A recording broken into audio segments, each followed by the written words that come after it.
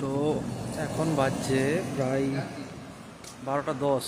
এখন সবাই টিফিন করলাম একটা পাটিয়ালা বলে জায়গা, এখানে এই রেস্টুরেন্টটায় টিফিন করে এখানের ভিউটা দেখো সবাই, জাস্ট অসাধারণ ভিউ।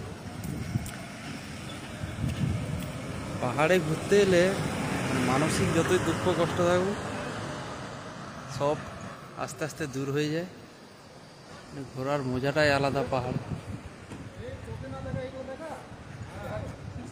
আর এই আমাদের গাড়ি দাঁড়িয়ে আছে এখানে, এই যে সেই জায়গা যেখানে আমরা ঘুরে বেড়াচ্ছি।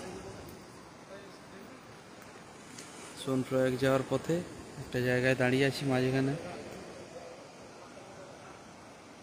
নদী বয়ে যাচ্ছে পাশ দিয়ে।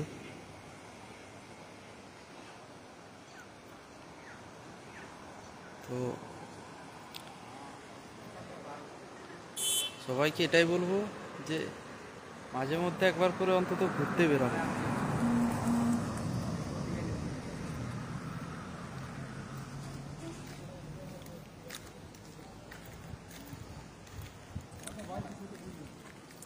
বলো দা, কিছু বলো। বল কিসের নিয়ে বলতে চাইছিস?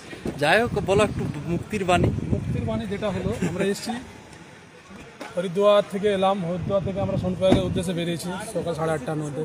ঠিক আছে, আমরা বহু দিনের ইচ্ছা ছিল কেদারনাথ ঘুরবো আর মনোকামনা পূর্ণ হতে চলেছে। আর সময়ের অপেক্ষা, কিছু দিনের অপেক্ষা, একটা দিন আমরা পরশু দিন কেদারনাথের বাবা দর্শন করতে পারবো। আশা করি যদি ওয়েদার ঠিক থাকে তাহলে।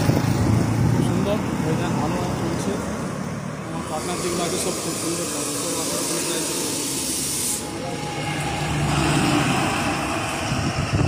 বলবি কি বলতে হবে সেটা না, কি ব্যাপার নিয়ে বলবো, বল কি বলবো, নাম পরিচয় বলবো, কিছু একটা বলে দাও। যাই হোক, হ্যালো ভাই, সবাইকে একবার করে ভ্রমণে যাওয়া উচিত, তাই তো?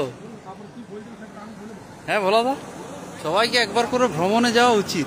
অবশ্যই অবশ্যই। মানসিক মানে মেন্টাল, তারা বুঝতে পারে না যে কি জিনিসটা আছে পৃথিবীর মধ্যে, কি কি রয়েছে। মেন্টাল ইলনেস দূর করার জন্য ভ্রমণ অবশ্যই দরকার।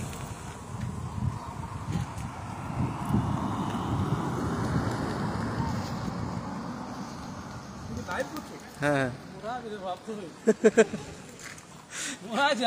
রেকর্ডিং করছিস? না না, হ্যাঁ কি, হ্যাঁ লাও, তুমি বেরিয়ে এসো বাদ দিকে। বেরা বেরা, আরে বেরিয়ে এসো, তুমি একটু মুক্তির বাণী দিয়ে দাও।